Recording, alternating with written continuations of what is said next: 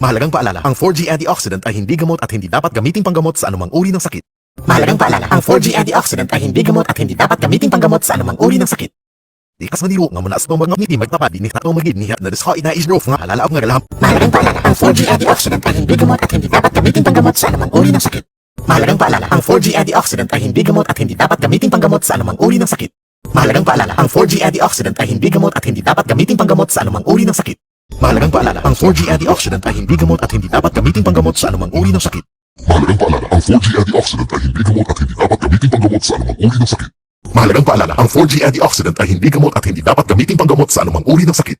Mahalagang paalala, ang 4G antioxidant ay hindi gamot at hindi dapat gamitin panggamot sa anumang uri ng sakit. Mahalagang paalala, ang 4G antioxidant ay hindi gamot at hindi dapat gamitin panggamot sa anumang uri ng sakit. Mahalagang paalala, ang 4G antioxidant ay hindi gamot at hindi dapat gamitin panggamot sa anumang uri ng sakit. Mahalagang paalala, ang 4G antioxidant ay hindi gamot at hindi dapat gamitin panggamot sa anumang uri ng sakit. Mahalagang paalala, ang 4G antioxidant ay hindi gamot at hindi dapat gamitin panggamot sa anumang uri ng sakit.